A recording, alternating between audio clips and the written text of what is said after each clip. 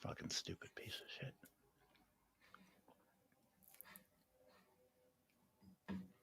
Evie Mux, you piece of shit. Shit just be crashing.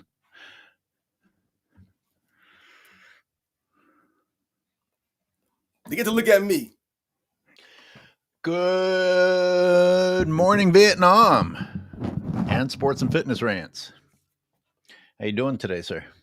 Oh, man, I'm doing sensational, man. Once again, me and Nazar, the video footage, we are back with a Friday edition. So once again, shout out to everybody that continues to come through and show love to the live streams. Thank you very much for the support. Shout out to Michael Knight. Shout out to Zizza Plays. Shout out to Animaniac. Shout out to Renee43. Shout out to my man Howard Hollis. Import, Chris Garcia. Shout out to all you guys, like I said, that continue to come through, man.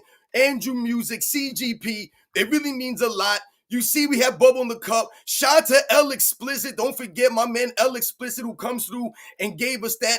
Blessed us once again with Bubble in the Cup. And you guys know the deal, baby. Let's roll. L Explicit is the musical artist responsible for that. And we're letting people roll in. We don't normally do a Friday, but when we can fit them in, we do. So here we are. Yep. And someone said brawny in a cup. Nice. Michelle Marie with our first super chat. Michelle, you were from Australia, if I recall. Thanks for another live AOH and SNFR. Respect and respect back. Thanks For real. Thanks for being here. Thanks for the support. Howard Stern stealing AOH's work. What? Howard Stern get a perm? Howard Stern get a perm? I don't know. I haven't kept up with what that guy's doing. Yeah, I don't know either. Low-hanging fruit. We'll just cover some of the stuff we didn't cover on Wednesday. And why not save it until Sunday? Well, Sunday, guys, I asked Sports and Fitness Rants how he'd feel about us doing a live review of the Olympic footage I've tried to post and never makes it. It keeps getting flagged. And I was trying to debunk when Brontards were saying that LeBron shut down Jokic, which is laughable in the first place and then really laughable when you look at the footage. So no, people haven't gotten to see it because you can't play like a second and a half of Olympic footage without getting flagged. And I think all of YouTube is heading that way. You know, Jim messaged me wondering what's going on with YouTube. Our days may be numbered. Things are getting tough. They don't want you to put the video footage out there. That's why I said I call you the czar of the video footage, man. When you highlight these things, you zoom in on certain angles. Like I said, the video footage that you're able to break down, the time that you put in to do these things, man, that's why you're the czar. So much respect to my man AOH. Shout out to Jim. Shout out to Uncut Hoops. He does a lot of the similar stuff with the editing and, like I said, the video footage that you guys provide to everybody out there. Like I said, they don't want you guys showing that stuff, man. So what's the next step? You know, Jim could go back to not showing footage and just talking, but we're on our way to where voicing your opinion is going to get you in trouble, period. You can't even go on there and just talk. Yeah, and you know what's really sad, though? Like, when you talk about what you're doing and what a lot of these guys, people complain about and stuff, you talk about these copyright infringements and whatever, YouTube decides to do with some of this stuff. I've been there myself, and I don't do nearly the kind of things that you guys do. Is that it's not as if you guys are, finagling the video footage. Right, you guys are editing the video footage in a way that you're making it look a certain way. You're trying to make the NBA look bad that way. You're simply just putting out the video footage that's before us, and you're breaking it down. That's what's so confusing about a lot of this stuff. Like we said, sometimes the truth hurts for these people. It's sad as a society that your goal is to avoid the truth. It's not. The goal should be to get to the bottom line, like if you guys revealed that Jordan was in fact a bad player, what do you think I'm going to do? Create some AI to counter living actual footage? It's not that important. Why do people want to believe a lie so badly and just stick to something that they've already made up their minds to support? no matter what. Leo says Nick Wright reminds me of Wormtongue from Lord of the Rings. Wow. Well, yo, shout out to Leo Zakar for always coming through. Shout out to all you guys. I see you guys out there. Andre Carter, like I said, Shannon Lewis, shout out. Ray Dean, Troy Black. Thank you very much, guys, for coming through. Internet billing. Okay, I don't know what that is. Delusional Brontards have to make up things to praise him for, says Renee. That's exactly what they do, Renee. It's the narratives and the lies. That's what we're talking about. While people are still filtering in, I'm going to play that clip of Barkley dunking on Wallace that we talked about for a long time. We ended up talking about it for a long time Wednesday, but I never didn't play it.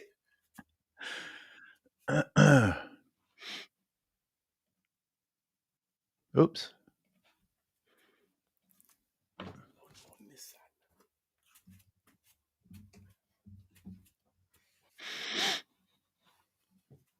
Shout out Nemo LA, what up? Vaughn NY.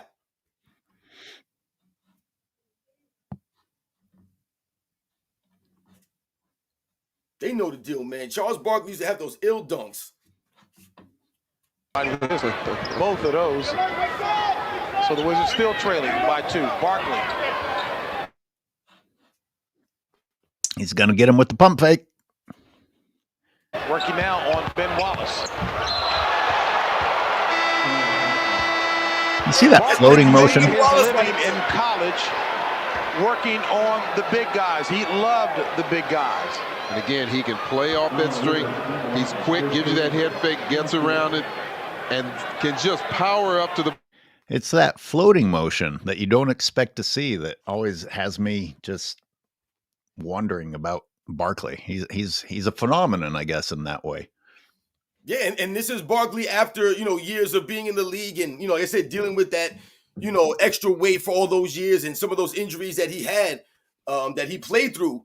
And he was still able to, like I said, be effective around the rim and necessarily. And why are you stepping out on Charles Barkley? Because Charles Barkley was known for being able to knock that shot down. You know what I'm saying? Like I said, this is the young Ben Wallace. When Ben Wallace is still trying to, get his, his wings, earn his wings out here. Leo says this was Wallace before the massive afro. The afro gave him his superpowers. I'll tell you one thing. Right, he had to develop Ben Wallace. Ben Wallace tries again. I feel like that's another difference from today. Once you get beaten, people just seem to quit. Ben Wallace at least tried to go back and still challenge the dunk. I mean, great basketball play right there. Great basketball play. Like I said, it's just a basketball. Oh, yeah, shot to Kevin Willis. Oh, right. Yeah. You talking about some old veterans out there, Charles Barkley and Kevin Willis at that time, man. Damn.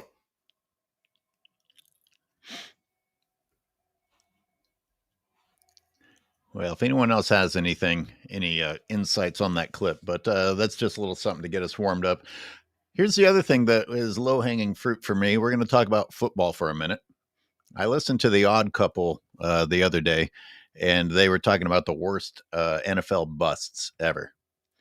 And funny thing is, me being a Bay Area guy, that they could have called the show the worst Bay Area busts, and it would add the same results. We have the worst 2.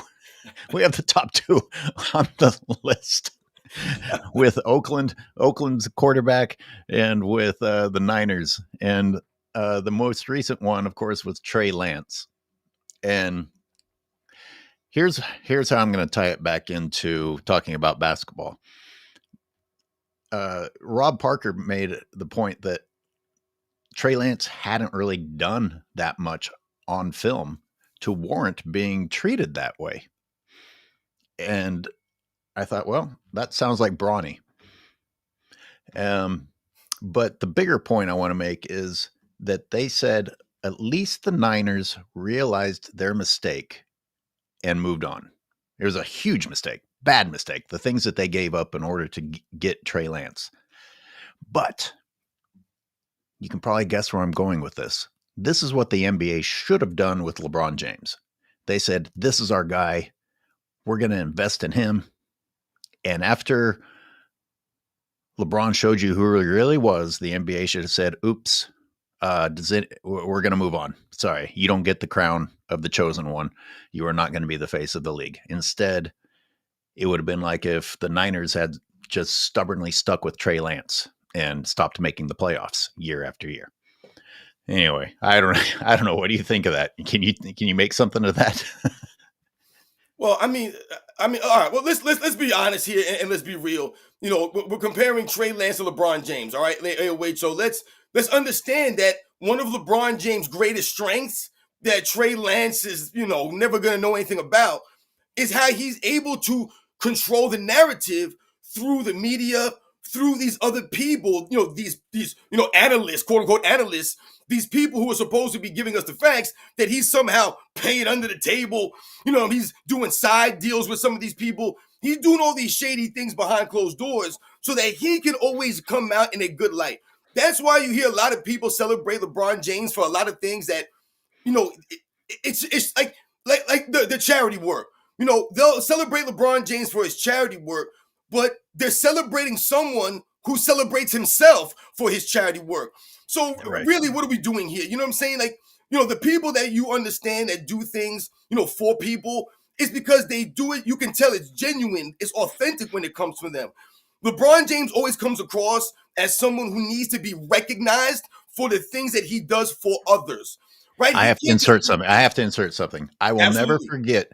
never forget him sitting down for an interview with Rachel Nichols to talk about how humble he was about opening the school.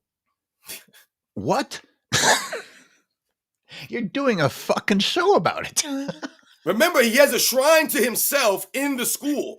And I'm not saying, one way or the other, whatever. But, we have to take these things into account. This is how LeBron James always promoted himself. It's always about what he gets. The only thing I was going to say in relation to the Trey Lance thing is that, Trey Lance don't have these narratives and all these people working behind the scenes for him, to, like you said, to have them, the NBA. Like, remember, we used to talk about why when you used to look at the NBA League Pass and you would go to their advertisements, LeBron James is the face that comes up for the NBA League Pass. And we're like, why the hell you have LeBron James' face all over NBA League Pass when there are so many other great stars that are younger, that are in their primes, that are winning, that are doing things, that are going out there that people want to see that you're not even promoting? Yep. LeBron is a legend in his own mind, says Leo. Speaking of, somebody said, hey, maybe he would have developed, maybe Trey would have developed under a different coach. We can apply that to just about everybody. Football is tough, especially for quarterbacks. And like we said, Trey Lance didn't even really have experience at the college level like that. That was the big knock on him, is that he didn't really have that many snaps being a full-time starter, at that level like that. So, like you said, for teams to give up what they gave up to get him, it was a question mark. You were drafting him off of potential, like you said, LH. Maybe he could become something. So, yeah, he still has that potential inside of him. But when you talk about the NFL and being a quarterback, some of these guys just don't have it. Even if they have the quote-unquote potential, they're missing the other things. If you can't read defenses, if you don't understand the game like that, then you're really never going to get to that level. I was going to use a lot of people have potential. Are you going to allow them to develop or not? As an excuse to talk about Iman Shumpert.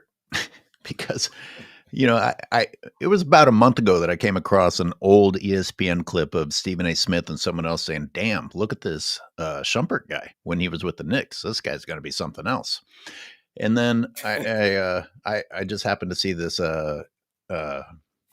highlight reel of Shumpert, and I thought I'd play it for a little bit because, damn, this guy is a nobody on your team.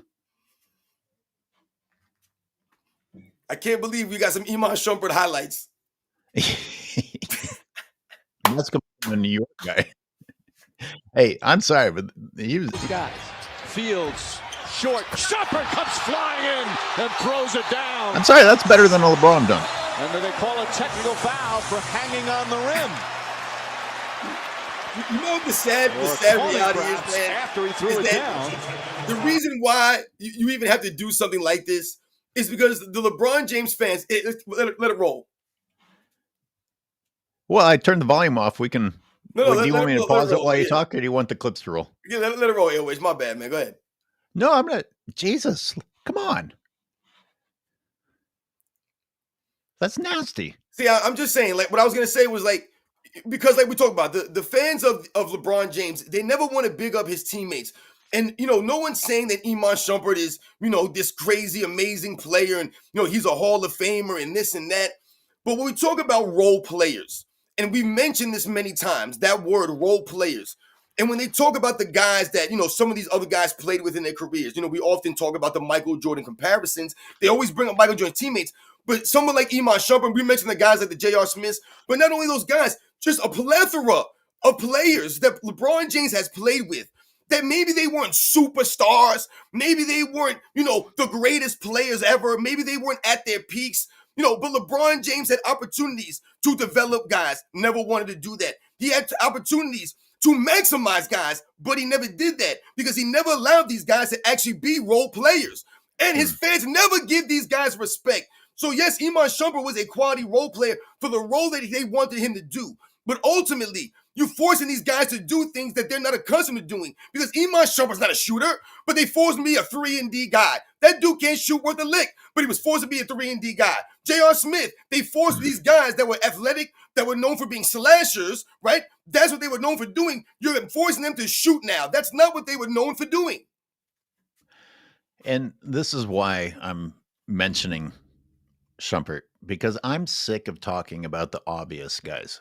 This is how crazy LeBron's career is. Like, we actually have to argue with LeBron people about whether or not D Wade was part of getting unfair advantages, whether Kyrie Irving and Kevin Love and Anthony Davis are all unfair. And then everybody else, I mean, you got 2 spots left on your fucking team, and LeBron James is saying, we didn't have enough.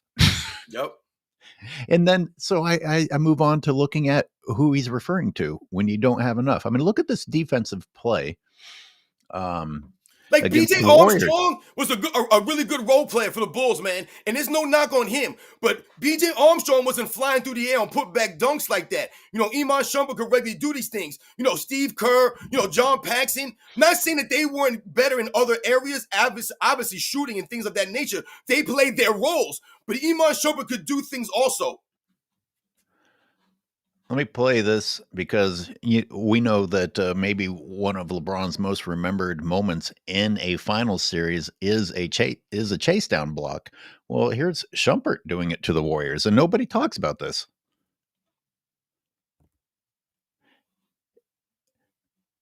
Woodson is correct. Let me rewind that. As he goes down. And shot from the field. Thompson the drive. Blocked from behind as he goes down. Iman Shumpert. Crowd wanted a foul there as well. Oh, that was, I don't know if that counts as hand as part of the ball, but he got the ball first. I guess. Jesus Christ. In the streets, that's good. Can you throw someone to the ground as long as you get the ball first? Like I was saying, man, like that. When you're talking about from behind like that, I'm not saying it wasn't a foul. It was a foul, but he got the ball first. Anyway, the similarity to the LeBrons is that Thompson had to be worried about another defender, so he wasn't thinking about the guy coming from behind. Anyways. Like you said, guys are giving effort. This is what we're talking about. The teammates of LeBron James. Like I just mentioned, yes, these guys may not have the name on the back of the jersey, but a lot of those guys gave effort. Mozgov, the guy you saw out there in the play before. Did you see that? That's more of a bag than LeBron has. I just saw more of a bag than LeBron has in one play from Iman.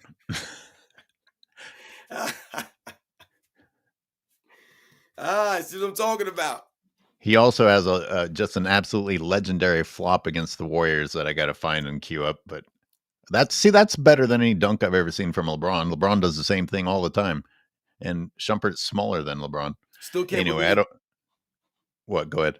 No, I still can't believe we got the Iman Shumpert highlights right now queued up. Crazy. We don't have to spend too much time on this. I'm just warming up here. No, it's just funny to me because, like I said, this is what it comes down to. Oh, let's see. So Iman Shumpert be talking crazy sometimes too, though. I wanted to ask a question about everybody who watched my series called LeBron Plays the Five in Game 5.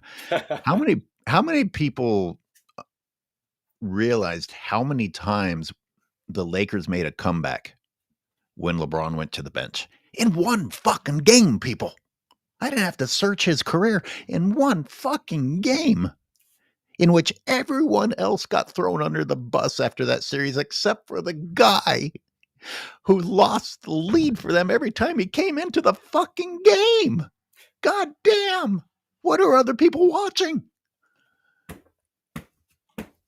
Oh my goodness. I've been watching all those, man. That's been great work. Once again, my man Nazar doing his thing.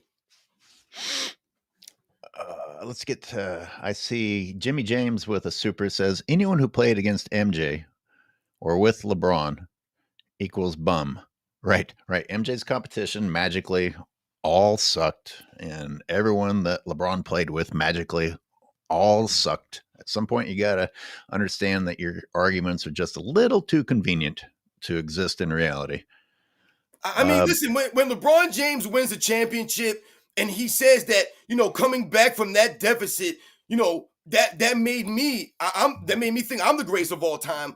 Like, literally what you're doing is you're downplaying, what your teammates did. When LeBron James wins the championship in 2020 and he starts talking about, I want my damn respect, he's talking about what he wants, what he feels like he's not getting. When everyone thought you were saying that you were making that about Kobe Bryant. You was going to make it all about Kobe. You were going to shout out Kobe. And the first thing you start talking about is you want your damn respect because you felt slighted some way. When you have that persona going on for you, this is why people feel the way that they do. Like I said, when you talk about these kinds of scenarios, we just talked about LH, the players around you. Shout out to Uncut Hoops coming through. Get some Will Purdue highlights for real. I think in my breakdown of I don't know, what did I call it? I think I showed a highlight of Will Purdue. I think he had a putback shot. I think somebody missed. Maybe he missed the layup and he put back his own shot. Good job, Will. And again, now it's like I'm not trying to shit on Will. I'm not trying to shit on BJ Armstrong. But you bring up an interesting point. What would Michael Jordan do with an Iman Shumpert? Right. How would that compare to having a BJ Armstrong? Like, see, what you're saying, AOH, and once again, shout out to Uncut Hoops, man, and all the work that he does. Thank you for always coming through the live streams, man. It really means a lot that you continue to come through and you listen to some of the stuff that we say. When you're talking about, the teammates, we're talking about Iman Shumpert. What I'm thinking in my mind is that would have been the best version of Iman Shumpert that we would have seen. We would have looked at Iman Shumpert's career and we would have said, you know what, man? When Iman Shumpert played with Michael Jordan, look at how he developed. Look at how he looked when he played with Michael Jordan. He would have been the best version of himself. When you look at someone like Steve Kerr, right? And you look at what Steve Kerr was doing in his career. Steve Kerr was a journeyman, ladies and gentlemen. He was a journeyman. He bounced from several teams and he found a home on the Chicago Bulls, right? But what did ultimately Steve Kerr learn during those years playing alongside Michael Jordan, playing with someone like Phil Jackson, Scottie Pippen, the guys that had been through it year after year, someone like Dennis Rodman, being around these kinds of players? He learned a lot. And how did that help Steve Kerr? Well, in fact, it helped him later in his career when he ended up playing with a team like the San Antonio Spurs, and it helped him and contribute to a championship. And look what it's done for his coaching career. He's often mentioned times in his career where he's pulled alongside the great players, the Kevin Durant's, the Steph Curry's, and giving them little anecdotes and stories about his time playing alongside Michael Jordan, what he learned from someone like Phil Jackson. When we talk about maximizing and making the guys the best version of yourself, Phil Jackson was indeed the best version of himself because Michael Jordan allowed him to be that way. All of these guys we saw were the best versions of themselves. You're not going to look at any point in time in their career, Scottie Pippen, and be like, oh yeah, Scottie Pippen. When Michael Jordan retired and he went to the Houston Rockets, he was so much better. Everyone does not look better when Michael Jordan left. Think about someone like Hakeem Olajuwon, for example. Hakeem Olajuwon is funny to me because people hype up Hakeem Olajuwon sometimes, and they'll say, well, Hakeem Olajuwon didn't play with anybody. And they'll mention it in terms of the great players. And absolutely, if you want to talk about names on the back of the jerseys. But you're taking away from Hakeem Olajuwon when you're saying this. Because in fact, the greatness, or one of the great things of Hakeem Olajuwon, is that he was able to do the things he was able to do. He was able to be consistent while maximizing the guys that, like you just said, didn't have the big names. So the Robert Ory's, the Mario Ellie's, the Kenny the Jet Smiths, the Vernon Maxwell's, the Otis Thorpes, these guys were the best versions of themselves playing alongside Hakeem Olajuwon. He maximized these lesser guys to a degree that allowed him to be successful.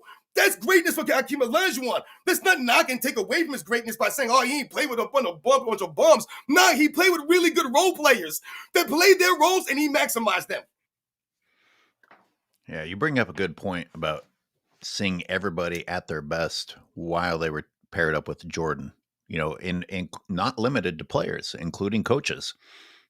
I think you may have mentioned it, or maybe I just thought it, but like, can you imagine how mad LeBron fans would be talking about this hippie acid taking fucker who wrote a book called Maverick, and LeBron having to deal with that as a coach, versus years later it being a great story inside of a success documentary. And you know, people can please tell me about Luke Longley's career after the Bulls, Winnington's career after the Bulls, Purdue's career after the Bulls, if you want to make a counter argument. I'd like to read Bugs with Super Chat. Thank you for that. Imagine Prime AOH and Prime Sports and Fitness Rants rolling up to the pickup court saying they got next. I'd be shaking in my boots. Well, that's a very kind compliment. I don't know. I'm still in my prime. Shout out to Bugs for coming through. But you know I'm still in my prime. Yeah. Let's take me back a few years. At this point, I can't even deny it. I need to go back a few years. Baby. I'm on the court now still. It's not the same. Here's the thing. I used to enjoy, I liked rebounding. I enjoyed rebounding. Like, I got off on jumping and beating people to the ball. Like I can't even explain why I enjoyed going into mosh pits at this stage in my life. Things have changed. Things have just changed. I don't get the same joy of jumping for 5 hours straight. About weeds, man. Yo, shout out to anyone that's ever been in a mosh pit before. Yo, man, I've never been in one. I've seen them, but my goodness gracious, man, that's some really crazy stuff right there. Yeah, and they changed. They changed from being what they were meant to be. Like, it was almost like a friendly violence to these roid boys just said, oh, we're going to show up to these concerts and get in there and hurt people. I mean, it changed. Yeah, as I'm saying, it get a little crazy, man. I mean, the only thing that I can think of that I've seen or I've been a part of, like in a club setting, not necessarily like an outdoor setting, but like inside of a club or, you know, something of that nature, man, is I remember when I was down in Milton, I was living down in Virginia, and, you know, down there is a different kind of vibe, a different kind of music. You know, it's more of a southern vibe in Virginia as opposed to New York City and New York and the area around New York. But I remember, like, at certain times, like I said, this is the early 2000s, and when you have music and some of the music, they talk about throwing elbows and, you know, guys used to bounce around and they would be bouncing around, throwing bows like that in the club. And, yo, if you got in there and dudes was doing it, man, you might have to shove somebody or, you know, you might get into it with somebody. That's the only thing that I could ever been into or in that, you know, something like a mosh pit, man. Yeah. If you didn't get into it in the early days, you probably didn't experience, if I can go so far as to say, a good version of moshing. Anyway, Debbie J says, give MJ, Iman, and JR. That's like 2 John Starks. Yeah, for real, man. Shout out to John Starks, Iman Shumpert, and you guys know how I feel, you know, about John Starks, man. John Starks was that dude, man. He said he was scrappy, he was hard-nosed dude. Listen, man, when you bagging groceries and then you end up in the NBA, guarding Michael Jordan, you know what I'm saying, in some of these scenarios, how you think he got there? You think Pat Riley is just putting you there because you ain't qualified to be there? I love when people knock these guys, man, like, oh, yo, man, he's going job by John Stark. Yo, John Starks was the reason why he was there, man. The dude was putting in the work. He had the respect. Patrick Ewing said Michael Jordan called him up. Don't forget Patrick Ewing and Michael Jordan is mad tight. Yo, Patrick Ewing said Michael Jordan called him up in the 93 Eastern Conference Finals and was like, yo, man, apologize to your man because they got into a little scrap. I think it was like game 3 or game 4, whatever one it was. And he called him up on the phone, like, apologize to him, and tell him, I respect him, much respect to him, man. Yo, he respected John Starks' hustle. I told you, it was never about the name on the back of the jersey for Michael Jordan, man. It was about competing. Michael Jordan brought out the best in all the people that came out to go against him. He got the best of John Starks. That was the best version of John Starks, man, when you're going against Michael Jordan in those moments, man. Yeah, if Starks hadn't absolutely shit the bed against the Rockets in the finals, I'd have a lot of love for him. But Jesus Christ, what did he go 2 for like 20 to prevent the Knicks from getting a ring? But listen, man, the Knicks was up 3-2. We know the deal. But the one thing that we understand about John Starks is in that moment, he was being John Starks. 2 for 20 sounds like a LeBron playoff performance that we don't talk about. Starks was streaky, man. Like I said, but he always gave the effort, but you never knew when you were going to get shooting the ball from John Starks. But the one thing you never questioned was his heart. It's like I said, even sometimes John Starks would do stupid stuff out there because he was so intense and so competitive. And here, I'll go somewhere interesting with the John Starks thing. John Starks, even now, when he gets interviewed, I like it. I like hearing him. And you know what that is? That's a sign of a guy that knows he gave it all and he left it all on the floor. He doesn't have that insecurity eating away at him. Exactly. Inside. He did not get a championship, and I'm sure that hurts. And I'm sure it hurts to be at the losing end of facing Michael Jordan. But he is not being eaten away at inside the way some of these insecure guys that are constantly podcasting are. Which brings me to Bookie Allen, who mentioned Stacey King called the Mind the Game podcast. He called it Crimea River podcast. I got to tell you, I need more Stacey King. I got to find more Stacey King. Yo, for real. Yo, shout out to Bookie Allen for putting that in the chat. Shout out to Stacey King, another guy who speaks with a lot of class and dignity when he talks about his time playing with Michael Jordan, Chicago Bulls, man. Listen, a lot of these guys understand. When you just mentioned what you talked about in relation to the way that, these guys speak, the way that, he's commented on Michael Jordan, always speaking with class.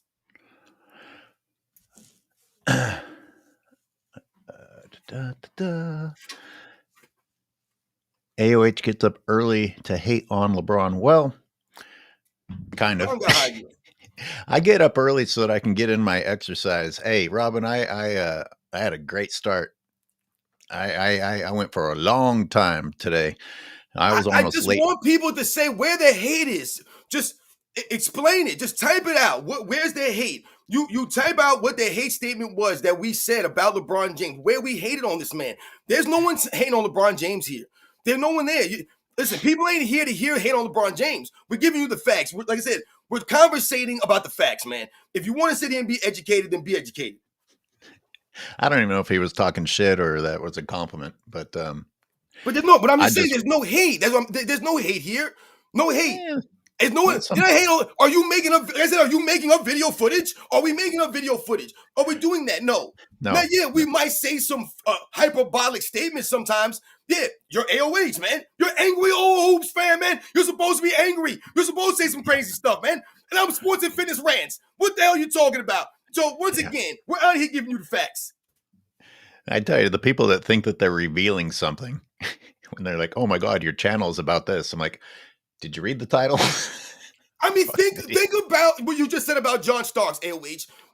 That's very important. When you think about how he speaks about the way he played the game, he's very secure in the way, and like you said, the effort that he gave. He doesn't feel like he shortchanged himself by giving half-ass effort. He ain't looking back on it now like, yeah, no, I was nice like that, but I just, I was under the circumstances. What do you want? No, man. He was like, yo, I was going against Michael Jordan. He's like, but I was out there. I was going to give him my all. I was going to compete. And Michael Jordan knew that. Like I said, he earned the respect, not only of Michael Jordan, but of the New York Knicks fans out there. Praise the Dawn. This is a shout out to you from the 757, 2 up, 2 down. Yo, I guess that's an area code. I say shout to VA. I said I was out there living in VA. That's the area code for VA, 757. So shout out to everybody in VA. I was living down in Virginia Beach. But I remember I was hanging out the base in Norfolk, Virginia, man. I was in all these towns, man. P-Town and, like I said, all these different places. Newport News. all these different towns that I was hanging out, man. And VA Beach, man, had the strip down there, and there were some clubs down there. Like I said, we was getting in. Dana Green says Michael Jordan beat more 60-win and 50 wins than anyone in history. What are you talking about? I don't know the rest of that conversation. I'm just reading the part that you contributed.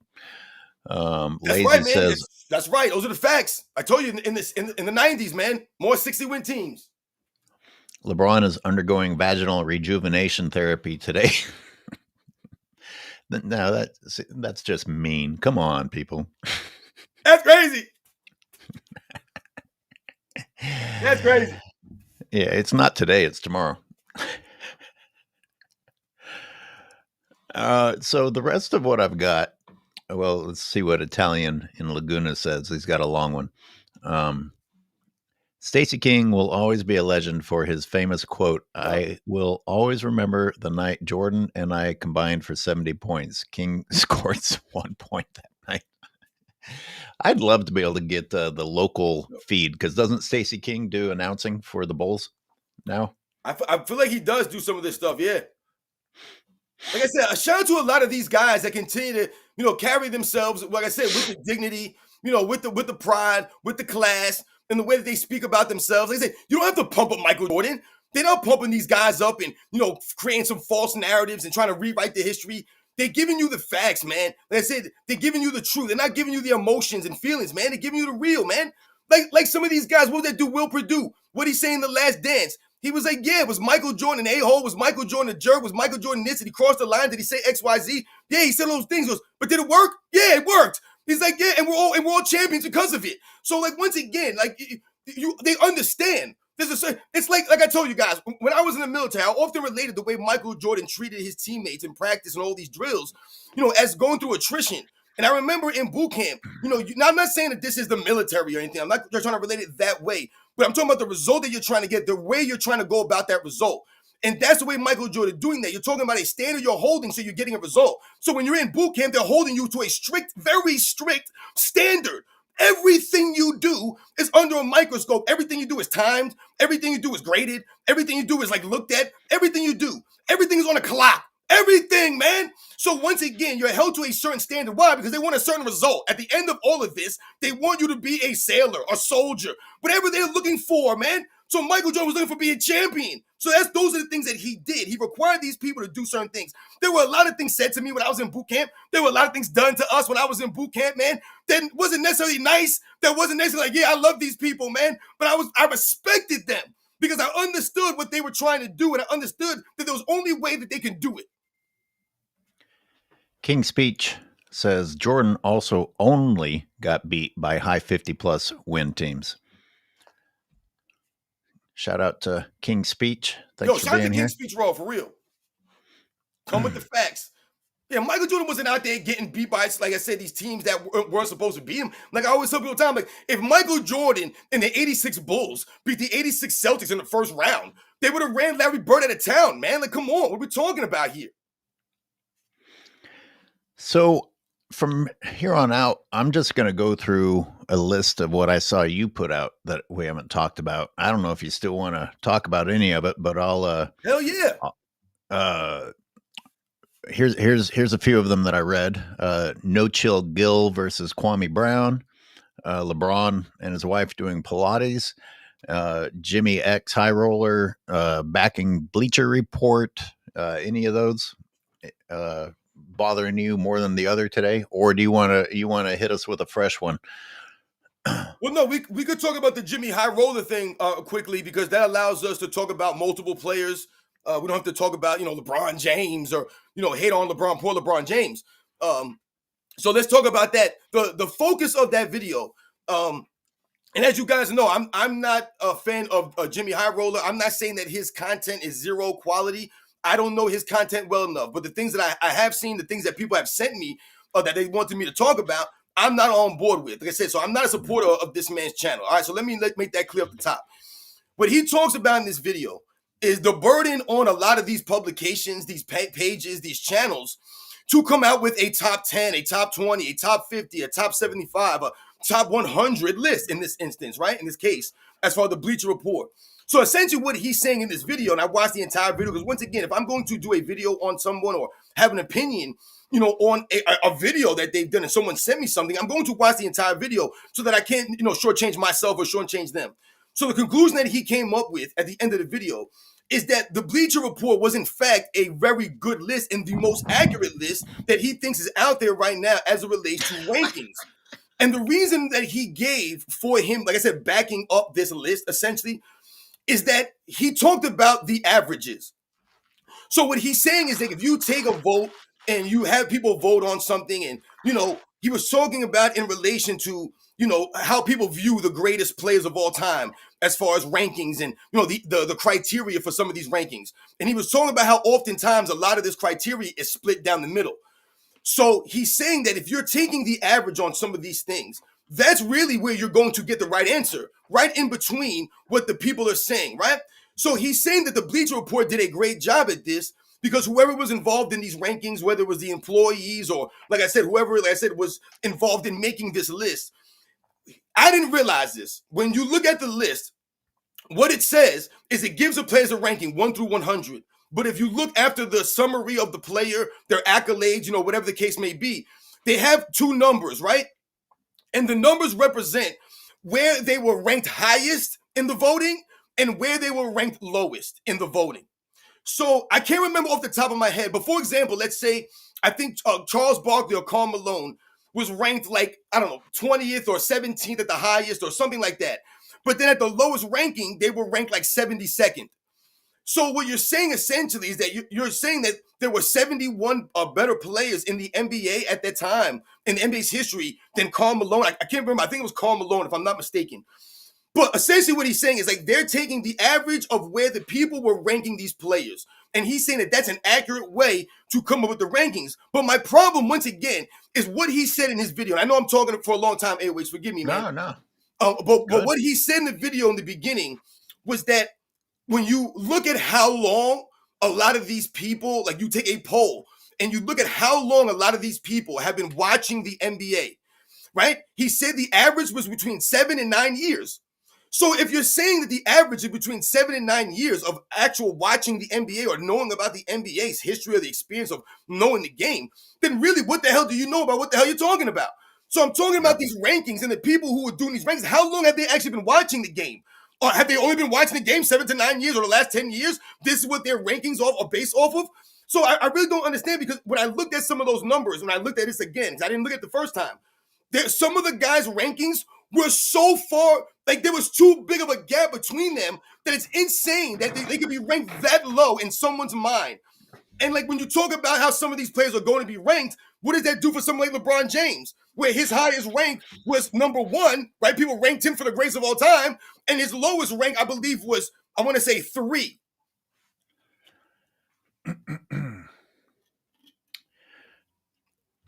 Hey, did the Lakers really just sign Al Horford? I don't know. I didn't even breaking news to me if it is. I just scrolling through looking for the Iman Shumpert flop because that fucking thing was hilarious. I'll just give a simpler reaction to it. Everything you said was spot on and great, but if you have LeBron at number 2, I don't take you seriously. I'm not going to take your list seriously. There's just too many people that belong at number 2. And the only way you put LeBron at number 2 is through making excuses for why failure was actually success. He's just been his failures have been so epic. His failures they haven't been bad. They've been epic. And they've been repeated. Epic, repeated failures. That has to counter any great moments. You don't just get to ignore the failure. That just doesn't seem fair when you're making a list. Someone who has failed his team that many times and on that level can't be number 2. LeBron could have 7 chips. If he still had as many failures as he's had, I'm still going to question whether or not he gets to be at number 2, because he still has cost. When he has succeeded, he has stacked the deck in his favor, which means that without stacking the deck, he's the guy that fails his team when the moment depends on greatness. That's what LeBron means to me. He's the guy that you can expect to come up short more than you can expect him to come up big. How can you possibly put someone who fits that description at number 2? That's what I'm saying, LH. I mean, like I said, you're talking about the, and it wasn't just him. I focused on the top 20 guys in my initial video. This Jimmy High Roller stuff, like I said, for him to say that this was the most accurate way for them to come out with this list, that's one way to come out with a list. But to me, like I said, like we said, Shaq's lowest ranking was 9, if I remember correctly. So essentially, in essence, all of these people that were voting on this list, they didn't have Shaq outside the top 9, not even outside the top 9. So when you talk about that, he was ranked higher than Larry Bird, Magic Johnson. I don't remember this being that way, where they're ranking these guys or some of these people are putting Shaq above, Magic Johnson and Larry Bird. They had Dr. J at 20. We talked about some of these things that was crazy. They had Kevin Durant at like 13 or something. So like I said, regardless of whatever formula he thinks that they came up with, that's what I'm saying with a lot of these big channels and some of these guys, man. They have no cachet to me. How did LeBron pass Tim Duncan? I mean, we could spend a pretty good amount of time on that. Period. Right, exactly. I don't know. Like I said, I don't know when he passed a lot of these guys. That's the conversation that was never had. I said, even the Kobe Bryant stuff, all of a sudden, Kobe Bryant's been passed. He been past him. What do you mean he been past him? How did he been past these dudes? You ever notice that's what Nick Wright always says? Oh, he been past Michael Jordan. He passed Michael Jordan years ago. What do you mean? This dude literally said, I'm chasing the ghost years ago. But Nick Wright is telling us that he been past Michael Jordan. LeBron James is still chasing Michael Jordan. That's why LeBron James is still out there chasing these corny stats. That's the only reason why he's out there doing this. But Nick Wright talking about, he been past these guys. And, I'll bring up the timing of this list again, because I noted that a couple of people had dropped LeBron lower on their lists. Next thing you know, Bleacher Report just pushes out a list that revalidates LeBron and shits on other people, interestingly enough, at the same time. I mean, it's almost like childish catfighting with lists. Like they no longer take the list seriously. It's about manipulating lists for political reasons, I guess you could say, social impact reasons. Yeah, they like you said, they move people on lists, and no one understands why. Things change, like they talked about with the Kobe stuff. All of a sudden, Kobe Bryant is being moved, and now all of a sudden, Kobe Bryant's not great, or he wasn't the best player at any time in the NBA. Like, we really trying to say that Kobe Bryant was never the best player in the NBA? Like, I don't understand it, but then you'll see these articles when they voted Kobe Bryant the best player of the decade. So I don't understand how they're going to sit there and lie, someone like Gilbert Arenas and some of these other clowns out here on these, like I said, these big publications, and they'll say, Kobe Bryant was never even the best player in the NBA. That's an asinine statement. I actually screenshot a couple of comments that I thought were pretty good from other videos, and I'm going to share them. Jose says, LeBron does make role players better. 2007 Tony Parker, MVP. 2014, young Kawhi Leonard, MVP. 2011, Jason, runner-up for MVP. I didn't even know that. 2015, Iguodala, MVP. Goodness gracious. This is amazing. Absolutely amazing. God damn it, dude. What the fuck? I mean, listen, that's the facts. Everybody gets improved. 2025 playoffs, Rudy Gobert. Rudy Gobert all of a sudden becomes an all-world player. Rudy Gobert looks in. I mean, Rudy Gobert plays so good that they were out there making excuses for LeBron James on ESPN, on Fox Sports. They were out there covering for LeBron James. Hey, man, LeBron James out there playing, man. They got LeBron James playing down low. They got LeBron James playing out of position. They ain't got no size. you talk about all the time, Airways, in your Game 5 rewind and the thing you're talking about. And you're talking about how all they keep saying during the freaking broadcast is how little and small the Lakers are. When you're literally looking on the court and everyone's the same size. And if anything, like you said, the Lakers have an advantage in the backcourt. Come on, man. And this shows that there is still some LeBron influence there. Maybe it's the Genie Bus thing, but like JJ Redick's decision making was dreadful.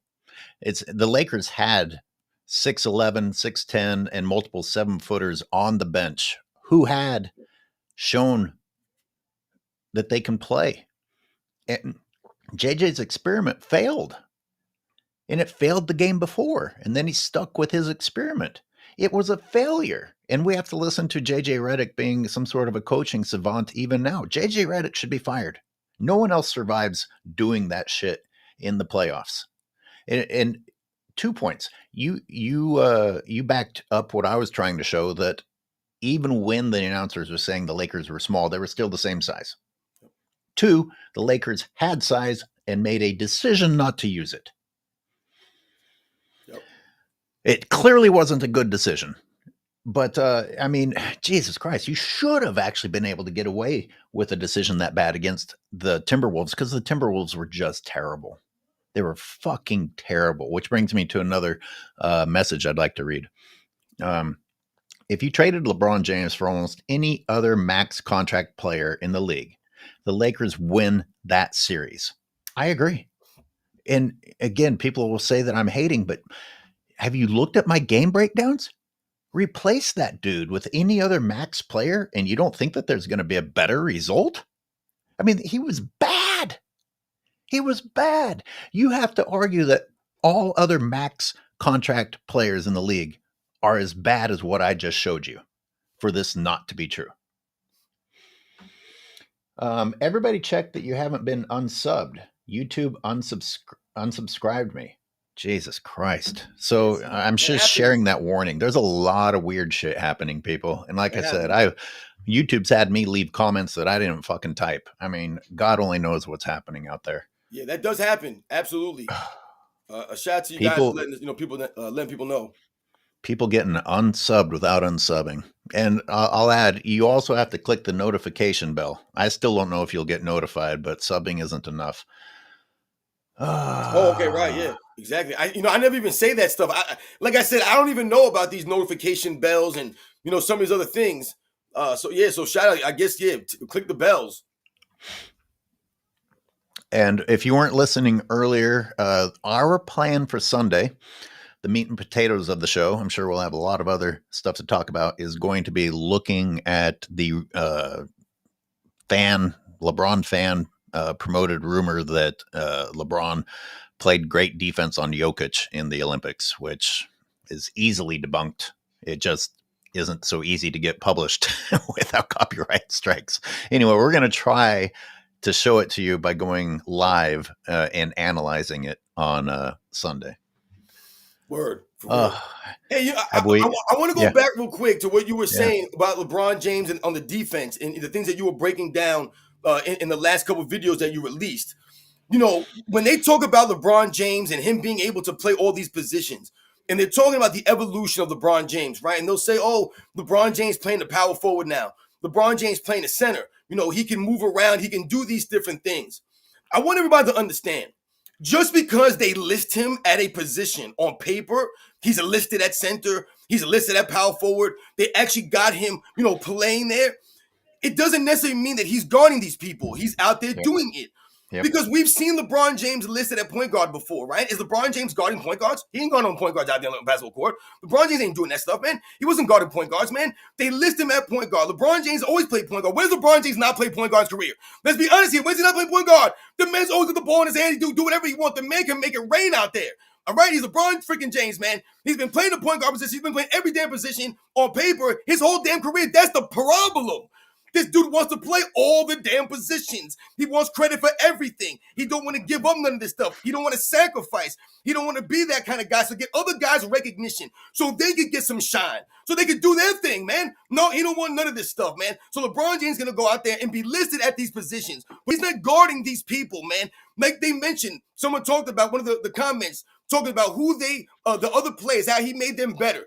Tony Parker outscored LeBron James in the finals. Think about what I just said. I don't want to hear about LeBron James' age. Tony Parker outscored LeBron James in the finals handedly and went out there and earned the finals MVP, man.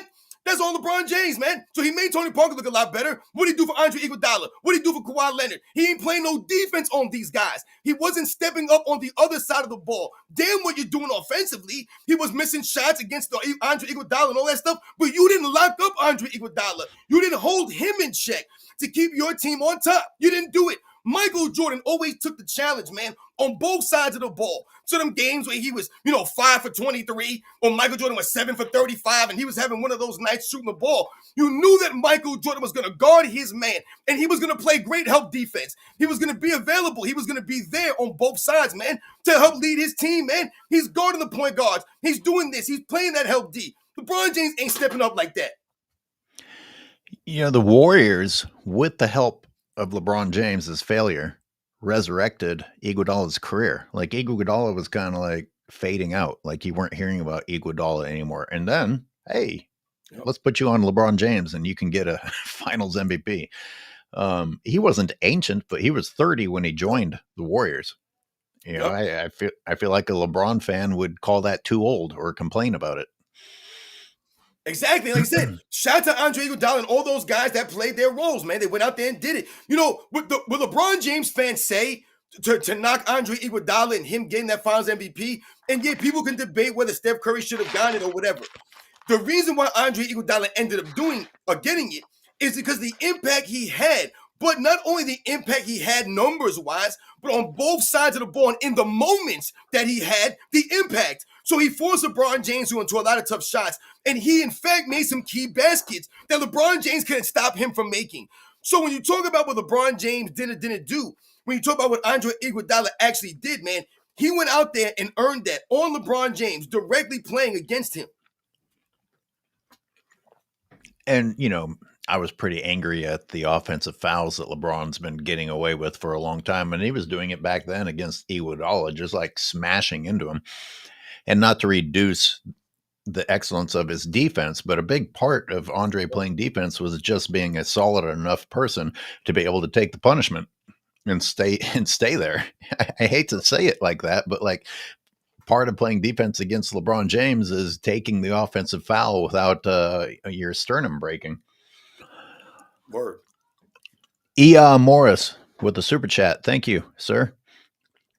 They've managed to brainwash the young and change the argument for stat totals over everything else. Yeah. Exactly, yeah. For real. They're trying to rewrite history, and that's why we got to stop these narratives and lies. Shout out to Iman Shumpert for coming through. I often joke about, leaving a pickup game after losing and then saying, yeah, but remember how old I was, and let's all sit. Yeah. I joke about these things, but we might not be that far from a time where people, instead of looking at the score, sit down and compare stats. Well, did you really win? Did you really win? Do you remember? Do you remember how many points I scored last time I was here? We're going to start factoring that type of shit into the fact that you continue to lose now. Yeah, but remember 3 years ago, I had a good game. Anyone that plays sports knows, and you're making me laugh right now. When you talk about the feeling you get from playing sports, that feeling that you get from playing sports is from competing and knowing inside that you gave a good effort, right? That you went out there and gave a good effort, man. You go out there, you run around, you play sports, you gave a good effort, man. You went out there, you competed, man. You lost the game, right? Maybe you didn't make a single shot. You're out there playing 3-on-3. You didn't make a single basket out there. But you still feel good about the effort you gave. That's often what sports is about. When I look at LeBron James, man, and you look at the effort that he's giving out there, he's half-assing it. He's lollygagging. A lot of these times, like I said, for him to be the level of player that he is, for them to talk about the level of longevity that he has, I don't want to see you lollygagging and, like I said, standing around arguing with the referee while the play's going on behind you. That's not what we're talking about. That's not being a competitor. That's not going out there and giving that level of effort. So those are things that we're always talking about. Rick Kramer comments with a super chat. Thank you. When it comes to greatness, Jordan is Michael Jackson and LeBron is Milli Vanilli. And that record is skipping its ass off thanks to the thanks for the show, guys. Thanks for the comment. Exactly. And remember what happened to Milli Vanilli and everything that happened to them. And, they're known as being one of those one-hit wonders that ended up being fraudulent and, not really, whatever. We all know about Milli Vanilli and stuff, right? But ultimately, we talk about LeBron James. What we're talking about, the paper champion LeBron James, man. But like I said, fraudulent. See, I just saw a comment from Shakira Austin, WNBA, saying the NBA was done after Jordan retired, so they hyped up LeBron and Kobe to get up more views. The thing is, indeed, losing Jordan is a tough blow, but I never considered the NBA done. Like, I never thought, oh, Jordan's gone, I'm going to stop watching. I never, ever thought that way. I was happy to see who was next. Now, it didn't help that they had a lockout year shortly after, and then, and the Spurs won in the lockout year. But I was still tuning in, and I was tuning in right after that. And then I had a new person to cheer against in Kobe Bryant not very long later, which, it's not the knock Kobe, but I'm just admitting I cheered against Kobe. I cheered against Jordan at the end of Jordan's career. I tend to cheer for underdogs. Yeah, a shout out to Shakira on what she had said there. The thing about, the clicks and the views and the promotion of LeBron James, my thing has always been this. The LeBron James hype or whatever it is, it's always at the expense of other players. It's always at the expense of Kobe Bryant or at the expense of Michael Jordan or the 90s or some of these past players. So when they promote LeBron James for the clicks and views, it's because they say these outlandish takes. And they try to make it seem as if, oh, man, I know the game, man. I'm an ex-NBA player, man. I'm telling you the facts here. So they say some crazy stuff for the clicks and views, but at the expense of the other great players, at the expense of the NBA's history, in fact.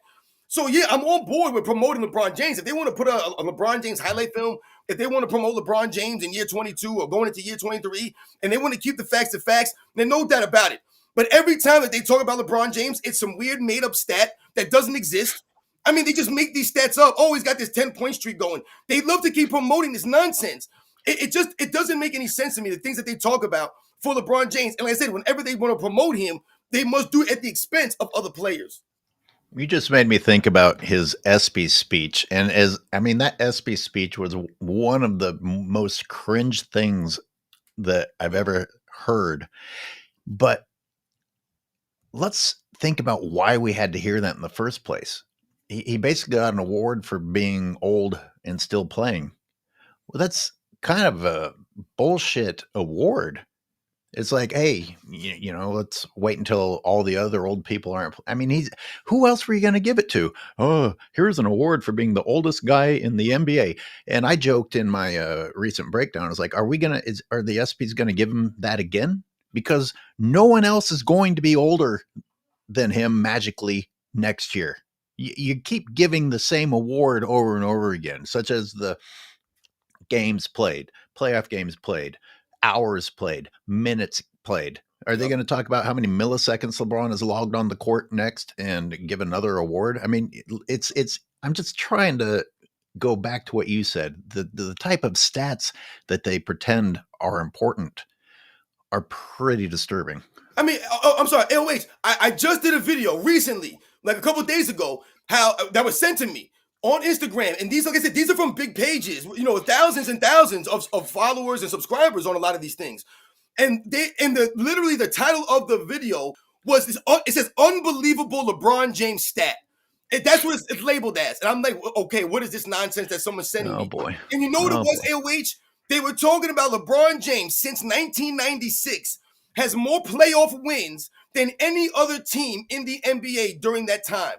So they're saying that's unbelievable. LeBron James, more playoff wins than any other team since 1996. And the one guy was like, well, LeBron James didn't make the playoffs till 2006, his first time. He's like, so he gave the whole league a 10-year head start, and he was still able to get more playoff wins. And I started laughing. I'm like, this is weird to me because the LeBron James fans are the first people to tell us that Michael Jordan 6-0 in the championships is a team accomplishment. Anytime you point to LeBron James losing in the finals, oh, it's a team. The team lost. But when they talk about the playoff wins, Once again, I've never heard this before a day in my life. A made-up stat. How many playoff wins did Larry Bird have? How many playoff wins did Bill Russell have? How many playoffs did Kobe Bryant have? How many playoff wins did Tim Duncan have? I don't freaking know. No one gives a damn. But they celebrate LeBron James. And I asked, so that must mean that LeBron James has more championships than any other franchise since that time? But does he in fact? No, he does not. I mean, you basically just brought up something very important. You have to talk about something else when the true rewards aren't there. Because why don't I know how many playoff wins Michael Jordan has had? Like, I don't. Why not? If this is important, how do I not fucking know that? It's not. We don't talk about these things. And as you talked about the teammates, you know, LeBron's early Cavs teams would be like 60-win teams, 61, 65-win teams, or whatever it was. They would be number one. They'd be number one. Your team leader has to be the guy who's accountable for why you can't continue that success when it matters the most. You don't get to suddenly turn around and be like, oh, it wasn't him in this case. But they do. And myself, Uncut Hoops, others, we show you the teammates were doing their part. It's LeBron who shit the bed. I'm showing it to you. I'm not just sitting here making up shit. I'm showing it to you. Why do you want to believe a lie so badly? Roland Curtis off Vermont Avenue with a super.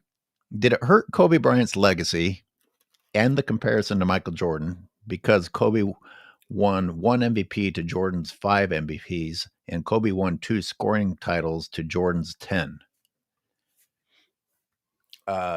So did it hurt Kobe being compared to Jordan? Is that the basic question? I think that's what a shout to Roland Curtis. Listen, I don't know if it hurt Kobe Bryant. I think maybe there were a lot of people that didn't like Kobe Bryant originally because of the comparisons to Michael Jordan. But why was that ultimately? Because Kobe Bryant ultimately was a true, real threat to Michael Jordan's image and to Michael Jordan to a degree where Kobe Bryant was viewed and compared to Michael Jordan. See, this is what we're saying. When you hear some of these fools come out here and talk, they're attempting to rewrite the history. Let's be very clear. Kobe Bryant was not gifted like Michael Jordan. He wasn't blessed with the athletic abilities of Michael Jordan. He didn't have the hands of Michael Jordan, the arm length of Michael Jordan, the quickness, the jumping ability, the speed of Michael Jordan. But he had the work ethic. He had the mind. He had the toughness. He had the heart. He had the grit, right? He had the 1-2. So when you talk about all those things, with Kobe Bryant, man, ultimately being compared to Michael Jordan might have hurt his popularity a little bit with some of the Jordan fans. I know a lot of Jordan people that say, yeah, I didn't really like Kobe Bryant at first because he was trying to be like Michael Jordan. And people kind of took it as a slight or a knock because who you think you are trying to go after Michael Jordan this way? But when you look at the interactions between Kobe Bryant before Michael Jordan retired the first time around, you see that Kobe Bryant was earning the respect of these guys. They were talking about him before the All-Star game. They're like, yo, you know this young guy's going to come out here and start going after people. So he kind of earned that respect by going at these dudes and being that level of competitor. You have to respect a competitor. Everyone does. If you're competing, you respect it, Absolutely. man, especially if you go about it the right way. I actually thought Kobe was pretty athletic. I thought he was known for being athletic. But let's talk about how Jordan. Not like Jordan. No, okay, all right. Let's talk about how easily manipulated human beings are, because I would say that being compared to Jordan is a good thing just because you have put it in people's minds. And for a while people want to pretend this didn't happen. For a while, they introduced the idea that Kobe might be better than Jordan. That took place. That happened. Anyway, my real point is that them pretending that there's a debate between Jordan and LeBron has been huge for LeBron. It keeps him in people's mouths and plants this idea that, wow, even if he isn't number one, he has to be number two. He's got to be one of the greatest. He does not fit in the conversation. Easily not top 10 for me. Certainly not number 2 for me. But they keep talking about it as if it's a no-brainer. That helps LeBron James. So as long as you're manipulating people's minds and you're, without even saying it directly, you're saying he belongs in there. He's the best or almost the best. And I'll leave it up to you guys to argue whether or not he's the best or not. He shouldn't even be getting discussed as the best, in my opinion. I mean, and they mentioned the MVPs in that comment. You know, Kobe Bryant and the one MVP. You know, yeah, we talked about a lot of this stuff before, right? With the storylines and the narratives and, you know, the popularity sometimes and why some of these guys may not get an award. You know, it might be close and things of that nature. Let's give some respect to the era that Kobe played in. You know, some of the guys that were vying for these awards, the Allen Iversons, the Jason Kidds, the Tim Duncans, the Kevin Garnetts, the Shaquille O'Neals, the Dirk Nowitzkis, you know, some of these great players that were in the league, you know, ultimately, you know, the Dwayne Wades, the LeBron Jameses, and, you know, some of these other guys that were coming into the league, the Kevin Durant's. So let's give some respect to some of those guys that were in the voting for a lot of this. But also, like we talked about, you know, like I said, the popularity of Kobe Bryant because of some of the things that may have happened during his career. You know, what's really sad for me, you know, and what a lot of the LeBron James fans do to Kobe Bryant. You want to talk about hating on Kobe Bryant? You want to talk about hate? The things that they talk about with Kobe Bryant in relation is off the court stuff. And listen, man, I'm not here to, like I said, make someone look innocent or someone guilty or anything. That's none of my business, man. And whatever, like I said, whatever transpired, man. The one thing that I understand, the one thing I always will say is that I've never judged LeBron James on a personal level like this, man. So when they pump up LeBron James for being a great husband and great father, I laugh at this stuff because ultimately we don't know these things. We don't know what's going on behind closed doors. Everything that I've seen publicly leads me to believe LeBron James is not a great husband or a great father, even though they promote him as such. But there's never been a personal thing. I don't wish harm on LeBron James, any of this stuff. The stuff you hear from LeBron James fans in relation to Kobe Bryant, they laugh at his death. They talk about this stuff like it's nothing. It's the same stuff they do to Michael Jordan and his father and all the circumstances surrounding him. So when we talk about these players and we talk about the popularity that they may have had or didn't have, the one thing that Michael Jordan always did have was the popularity of the people. He always had that. Even with the gambling, even with everything going on around Michael Jordan, he was still that dude. And Kobe Bryant always carried himself to me with the dignity, man, and with the honor. So, yeah, you're going to make mistakes, man, and Kobe Bryant made some mistakes, and ain't no one perfect. King's Speech with the Super. LeBron has 2 individual stat titles. By comparison, Jordan has 13. Curry has 18. Wilt has 27. Russell has 7. With Wilt as comp, what is LeBron the GOAT of? I don't know. Longevity. Exactly, King's Speech, Roll. We question the same thing, but I had this fool Jamie Foxx over here talking about goat cheese and goat milk. I mean, like, dude, what the hell are you talking about? The goat of what, dude? He's drinking goat cheese and eating goat milk, eating goat cheese and drinking goat milk. Come on, man. What?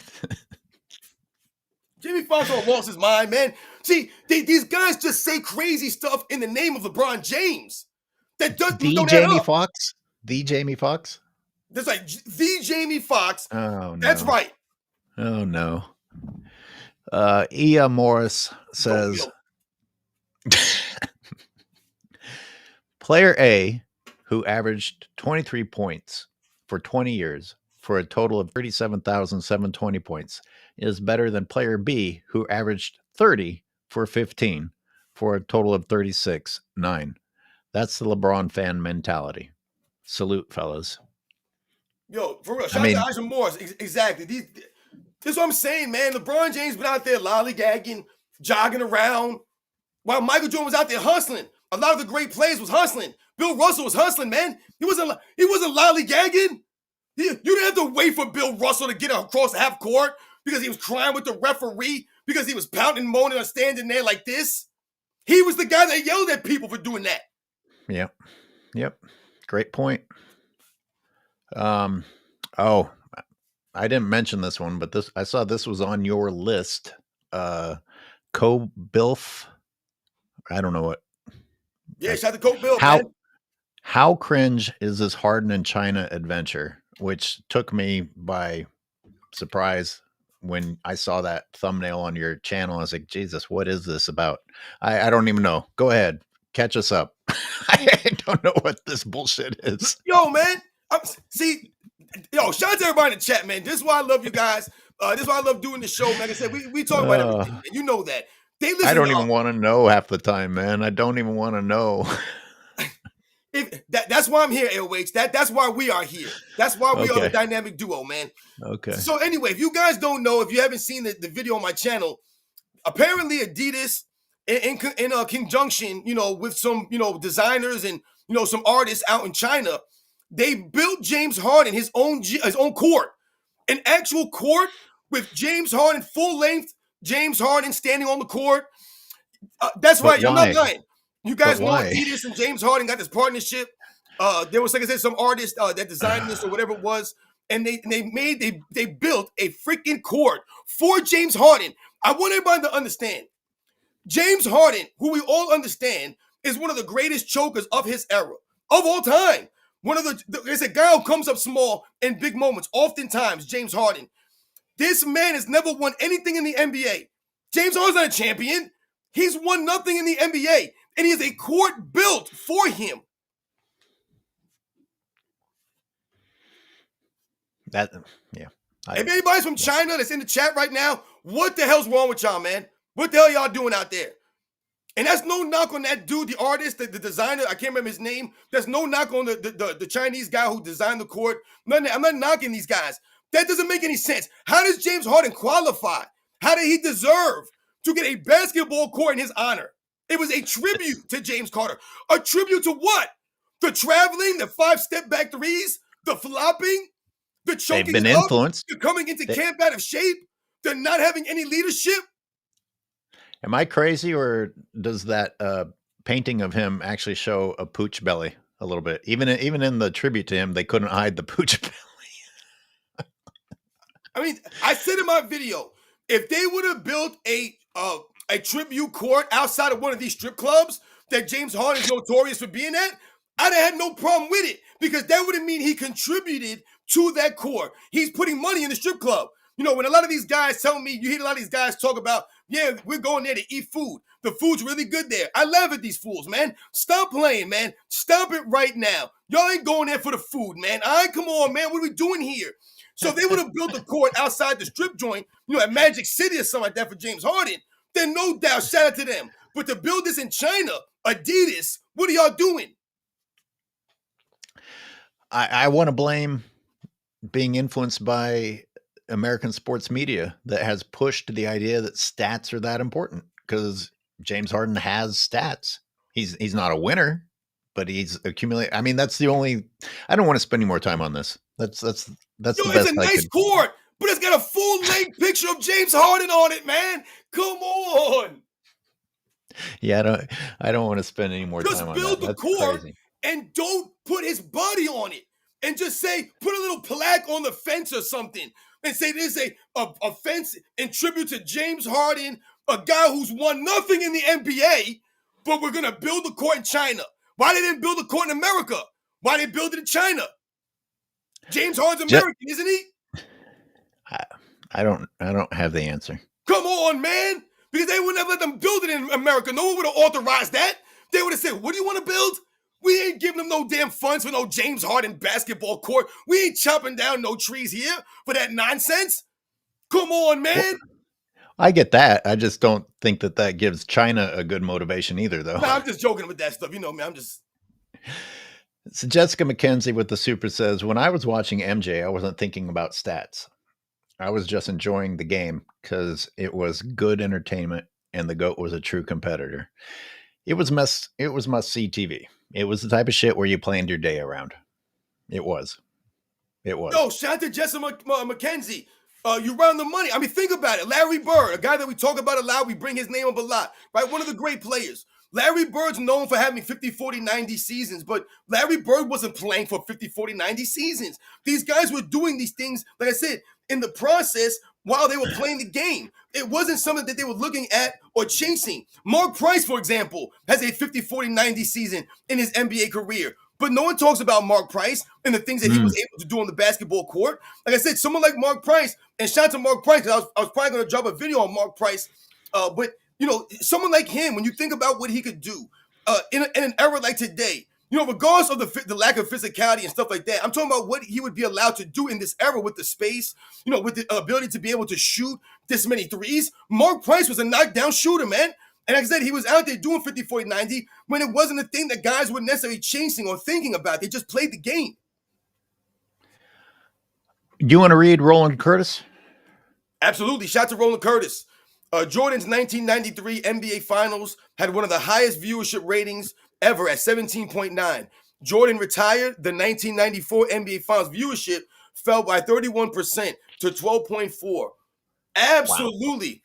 Absolutely. A shout to Roland Curtis. We know about the Jordan effect and what Michael Jordan meant to the game, right? So when you take Michael Jordan away from the game is going to take a hit because Michael Jordan was that guy. When we talk about bringing in people who didn't watch basketball, no one did that more than Michael Jordan, man. Which means I have to go back to what Shakira said earlier. Whether I was willing to watch the game or not, you can't. I got to say that I'm sure the NBA got scared when they saw this happen the first time, and Yeah. I can't deny that. I'm sure it influenced their thinking. But again, I mean, what are we talking about at that point? We're talking about money. We're talking about the pursuit of money, and it ended up hurting the overall product. Yeah, but a drop off like that from a Michael Jordan, like I said, that just speaks in his respect to Michael Jordan, the magnitude of athlete. Michael Jordan is like nothing we've ever seen in any sport. But we knew as fans that the NBA was going to be okay. And why did we think that? We thought that and we believed that because of the players that were still there, the greatness that they had shown, right? And the great players that had just come into the league. So we ultimately felt that the NBA was going to be okay.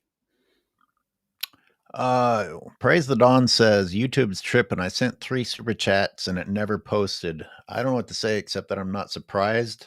There's a lot of weird stuff happening. That's terrible, man. We might even, I don't know. I'm starting to think that days are numbered. Yeah. So we're gonna blow up and we're gonna own everything. We're gonna take over. Me and AOH gonna have our own show. We got to build our own. We're gonna get syndicated. We need our own. We're going to need our own broadcasting company though too, because that's what we're going to do, man. We're going to take it all over.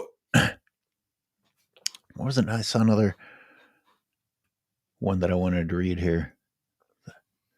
Yeah, shout out to all you guys in the chat, man, that coming through all the time and that support our live streams. It means a lot. You guys always contributing and, like I said, throwing in these supers and just contributing in the chat, the conversations. Oh, King Speech asked about Speem. I may get Speem back on at some point. He like a lot of us, life is getting in the way. Life is tough. You got to handle business. We're not really making a living doing this. And sometimes I feel like I can't be on here as much as I am. So Speem may come back. He's not dead. If you're worried about that, he is alive. Yo, shout out to Speem, my man Speem. I haven't heard from Speem either in a while. Usually Speem would hit me up. So I hope everything's going good with Speem. Like you said, AOH, life happens sometimes and life is great, man. So sometimes you're out there living your life and, like I said, you ain't got time to be on the YouTube, man, and come talk with the people and stuff, man. Let's see. Story Games. What's up, Story Games? How you doing? Go ahead, Robin. Yeah, shout out to Story Games, man. Always coming through. The NBA players are going to start wearing "Pay Us What You Owe Us" shirts so that they can give more effort in the All-Star games. The NBA is set. Oh my goodness gracious! Yeah, I remember the WNBA players. They wore the "Pay Us What You Owe Us" stuff for their All-Star game, and I thought that was hilarious. I posted a screenshot of that because I thought that I'm like, what the hell are these women talking about, man? I just don't understand. Like I said, I don't want to go off into, you know what? Damn that. Let's go off into the freaking weeds, man. Listen, I'm telling you right now, when I think about, and I don't cover the WNBA on my channel. I'm not into women's sports, and I did a video literally, I think it was like 6 months ago or whatever it was, literally saying that I don't care about the WNBA. I'm never gonna watch the WNBA. And there's no knock on the WNBA, but I'm not watching women's sports like that. I'm just not watching women's basketball. To me, that doesn't do it for me. But when I talk about, or when I hear these women talk about the money stuff, it gets annoying because, like I said, they often try to bring in and relate what they're getting in relation to what the league is making or to what the NBA players are making and into relation to what their league is making. They keep talking about these percentages and all this stuff. And to me, it's laughable for them to make these comparisons. It just doesn't add up. You can't never have any comparisons to the NBA because, like I mentioned, the women have to go through it, y'all. Remember, the NBA started in 1947 as the BAA, right? Then it became the NBA. Then it merged with the ABA. There was a very long history here These guys were making dirt money. They were working side jobs. People laugh at them now for doing this. These guys were fighting in wars while playing basketball. They were doing all this stuff, man. They had to earn it, right? That's how these guys got to where they are. All of those years later, man. So these women that are talking about what money they're not making, the WNBA started in the 90s, man. What the hell are you talking about? You are years behind the NBA. Years. So what the hell are y'all crying about, man? Y'all league ain't like that. Y'all ain't like that. And for y'all to start talking this nonsense, you are going to have to make some changes. What did the NBA do? The NBA merged with another league and brought in a three-point line. This is what they did. They adapted and ran it so that they were encouraged the high flying, the slam dunks, the alley-oops, the exciting play. They wanted that kind of stuff that the ABA was doing. The WNBA, they need to start doing something, man. They need to lower the rim to like 9.5 feet or something like that. They need to do something different. They need to do something to intrigue people to want to watch this, man. And I don't want to hear about the money you're not making. Stop it. Yeah, a friend sent me that they put up a brick fest right after that. Like apparently they played like dog shit, and I was like, well, they should have kept on the pay us what you owe us shirts while you played like dog shit. That would have kind of explained it all. And you know, it's not that I'm anti female sports, but I'm only going to fit in watching so many sports and games in my life, and until women are better than men, why would I choose that? But people have told me that the WNBA is more competitive than the NBA, and I hope that that's an exaggeration because, my God, I don't know if that's true or not, but Jesus. No, listen, that's what I'm talking about, LH. That's what I'm saying. I've heard people say the same thing. People that follow WNBA, I've heard people say that some of this WNBA stuff, sometimes it looks more competitive and it has more action than what you've seen in the NBA over the last several years. Wow. And I get that. I've never watched the WNBA, so I can't say that that's the actual facts. But if that's the case, if that's what people are saying, then that's good for WNBA. That helps their popularity. That helps you maybe get more money. That helps you maybe get more sponsorships and all this stuff. But make no mistakes about it.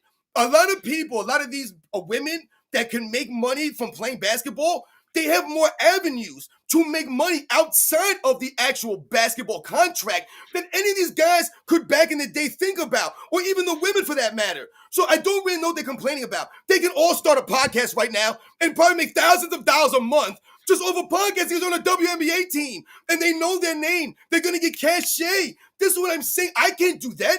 I can't live like that, but they can do that tomorrow on side of being paid from the WNBA. They can go get endorsements. They might have to go after it. Maybe people are not calling them or knocking their door down, but you can go out and do these things. You can say, hey, I'm so-and-so from here. Let's remember, when they talk about the rich get richer, you know what it is, ladies and gentlemen? Because people that are in these positions, even the lesser professional athletes, the people that you don't even know, they're professional athletes that gives them and entitles them to certain things that we can't even imagine. I remember I had a friend who played in the NFL, right? He was a family friend. Played in the NFL. He was a young player. He signed the contract, right? And I remember going to his house, and I'm in his garage, and he's got all of this stuff in boxes. All this stuff, brand new TVs, all of this stuff in boxes, man. Brand new clothes, all these sweatpants and all this stuff he had. Nike and all this stuff. And I'm like, yo, this all brand new stuff with tags on it, this and that. And he's like, yeah, you know, when you play on the team, they give you this stuff. You get all this free Nike stuff, the Nike sweatsuits and the Nikes this. The team was sponsored by a certain brand of TVs. Then they were giving them TVs because they were sponsored by the team. This is how the rich gets richer. This dude's sitting on top of money. They're not spending money. How many times have you heard NFL players or some of these players say, I haven't even spent any of my game checks. I just put them in the bank. How do you think they're freaking doing that? Because they're getting money in all these different areas, man. Me and you can't do this stuff. Somebody said, how about Colin Cowherd making sense? No, I will not praise Cowherd. He's a flip-flopper. He said things that are unforgivable. You don't get out of the woods now because you're trying to talk about some things now that the LeBron era is ending. No. I mean, I made a video about this 2 years ago when the first signs of LeBron fatigue were showing. I'm like, nope. If you didn't have integrity from the beginning, that means you don't have integrity. You know, the fact that you're willing to flip flop when things aren't going your way is the opposite of integrity. If you never had it, then you don't have it. And Colin Cowherd has just said some of the worst.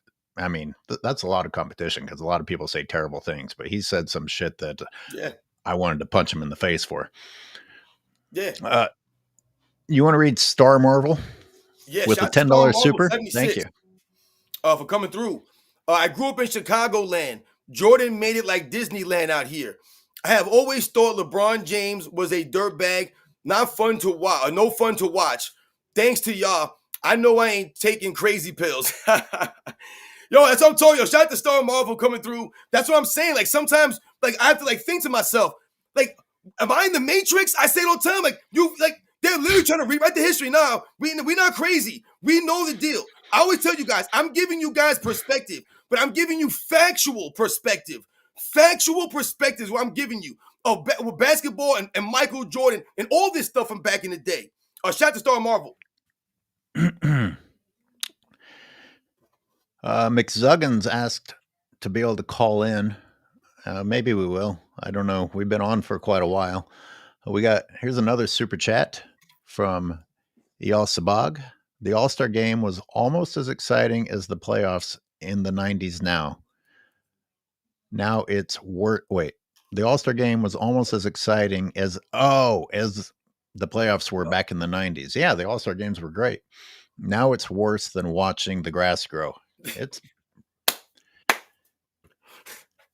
oh my God, so true. So true. I'm telling you, it's crazy. Like we talk about that's a sad reality for the All-Star game. It really is. Are they sticking with that USA versus World format that I heard proposed? I don't know. I guess as the last word was, I guess that's what they're doing. I don't know how they're going to do it.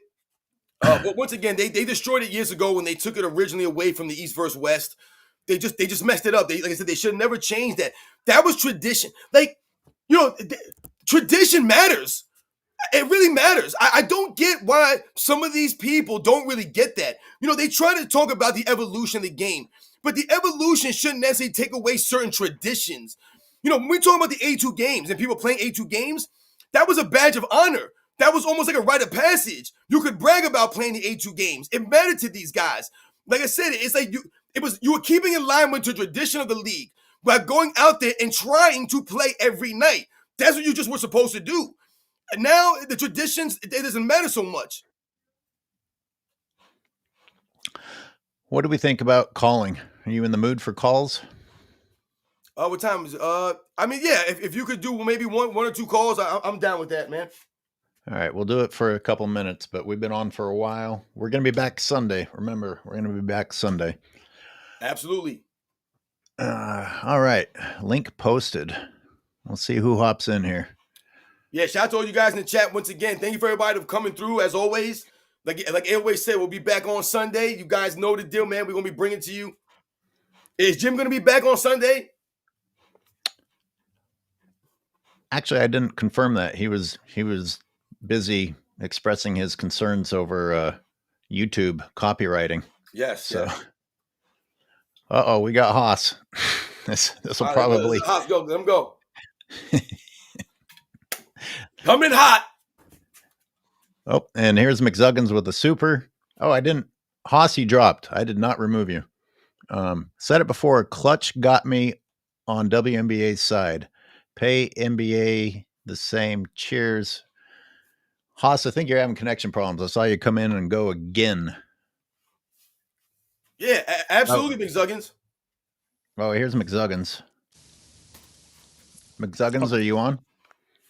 Hey, can you hear me? Yes. Go ahead. Hey, how's it going, guys? Right. I just wanted to toss this out there because it happens every week. This, and it happens to me in just regular conversation. Just this idea that we're just haters, LeBron James haters, hate, all this nonsense. I want to just point something out. Just a quick little run through of just the last couple weeks alone. Okay. A couple weeks ago, we were talking about Horace Grant. Grant was okay, but Grant was actually kind of shit because LeBron James rebounds so much. On Wednesday, we were talking about Charles Barkley. All the attitude, all the awesomeness. Nah, he was shit. LeBron James was way better than Charles Barkley. D Wade, Hall of Fame. He's amazing. LeBron didn't show up. Why would he show up? D Wade got carried by LeBron James. He's garbage too. Dirk, Stockton, Gary Payton, Steph, Jokic, Westbrook, Wilt, Kobe, Hakeem, D'Angelo. LeBron's teammates, one by one, even when the stats are used to hide LeBron James's poor performance. Who are the haters exactly? Who do you show love to? Who do you pump up? Who do you respect? All I see is hate and disrespect for anybody not named LeBron James. Who else do you talk about? Who has LeBron James showed love to? Calls himself the GOAT, shits on past teams, opposing teams, his own teams, his current team, probably his future team in advance. Like, it's unreal. We spend more time defending 99 players from you than hating the one that you like. And I want one other quick thing. There's an old book from the 1800s. I had to read it when I was in school. It's actually an amazing book. I think it explains all of social media. But it's an old essay called "On the Pleasures of Hating." And SNF, I think you're gonna like this. This guy made this was in England at the time, late 1700s, early 1800s. He observed, and I'll never forget this ever. Patriotism doesn't mean helping your fellow Englishmen. It only means hatred of the French. Just think about that as you go through our hating, and just who do you build up? That's all I want to know. Anyway, I'll let y'all get to it. Great pop in, McZuggins. Great stuff. Yo, Nice and McZuggins short and always sweet. comes in, like I said, coming in with the machine gun, blazing it down, coming in, dropping some quotes. That was a great quote, by the way. And that's really is a perfect example of the LeBron James mindset. When he talks about, the quote that he said and how the LeBron James fans are always, like I said, quick to, tear down another person and, another player and all these things, man. And it's sensational. And we have Haas. Hey, What salute, got, brother. Haas? Hey, good show. Hey, I wanted to offer two quick points of support for a couple things that Robin said, and then I want to offer my own independent thing that I need to get off my chest that I don't think has been discussed yet. So I really need to say this. But on Robin's points, he mentioned that there was some survey and some guys like the average length of actual NBA viewership was 7 to 9 years or something like that. Right. Now, I know we got some elder statesmen listening to the show, but there's also a bunch of young people listening to the show now too. And what I want to tell the young people out there is, if you want to really enrich your own understanding of the game of basketball, here's what you need to do. Okay, every summer, which is the NBA offseason, take 1 year from the past. Just pick 1987, 1991, 1996, whatever it is. Take 1 year and just watch, every night, watch one game from the playoffs. And after the whole summer's over, you'll have the whole summer to watch that 1 year for the whole playoffs. I'm talking about both conferences all the way through. Now, you don't have to watch the first round. You can start in the second round. But I'm saying that will help you really, truly appreciate the nature of the history of the game, because Robin's right. Most of these guys, they watch the game for 7 to 10 years, and they don't really understand what's going on. So you really have to dedicate in the offseason, just watch a game a night, or a game, even a game every other night. And that's not too much to ask. And then you will truly appreciate, and you don't have to watch every year. You could skip a year or two in between. But that's what you need to do to really get on our level, because we understand the game. Now, the second point about Robin talking about the longevity, he mentioned Karl Malone and stuff. I just want to make this real quick point, okay? The sheer illogical nature of LeBron James fans and the media's arguments about the GOAT conversation, it's absolutely absurd. Let me illustrate by saying it this way, okay? LeBron James' case for GOAT and Michael Jordan's case for GOAT are almost diametrically opposed. So how can you have one, no matter who you have as 1 and 2, they can't be 1 and 2 because their cases are exactly the opposite. Michael Jordan's case is based on his peak and his prime. LeBron's case is actually nowhere near his peak and prime. It's all based on longevity. So if you are actually intellectually consistent in making LeBron your GOAT, number 2 on your list should be Kareem. And this is only now Kareem is number 2 on my list, but That's simply because he had both the peak and the longevity. He's one of those rare guys. So Kareem would be number 2, but number 3 needs to be Karl Malone. If you have LeBron as your GOAT, you better have Karl Malone as number 3, at least in the top 3 on your GOAT list. Otherwise, I can't take you seriously. Because Karl Malone did some amazing things. He's a 2-time MVP winner. He would have won 2 championships if it wasn't for the GOAT, Michael Jordan. And he has the top 3 points totals of all time. And if we're going to talk about LeBron's points totals, well, Karl Malone's right there with him, basically. And Karl Malone played in the NBA for 22 years, whatever. And guess what? Karl Malone played 82 games a year, unlike LeBron's bitch ass who sits out. So what I'm saying is, you better have Karl Malone in your top 3 if you have LeBron as your GOAT, period. Okay, now the final thing I wanted to mention is this touches on some conversations you guys had some weeks ago, and I wasn't able to come in, but I listened to some past episodes. I wanted to chime in on this. There's a lot of people coming in talking about what the media is going to look like once LeBron James retires. Okay, and I have a contrarian viewpoint of this just based on my work as an attorney, and I've done a lot of contracts for Fortune 500 companies, and there's a lot of clauses. These are all private contracts, by the way, whether it's mergers and acquisitions, partnerships, whatever. There's a lot of weird clauses, and I've represented the top companies in the United States. There's a lot of weird clauses that get put in there, stuffed in there based on the CEO's request. And I'm telling you, I can't prove it because I haven't seen the contract, but I'm telling you, the head of the snake is, let me just give the conclusion first, okay? The LeBron James praise is not going to stop when he retires. The media is going to keep on slobbing his knob for like 10 years after he retires. Let me explain why, okay? Because the head of the snake actually isn't LeBron James. He's like the second link. LeBron in Clutch Sports is like the second link.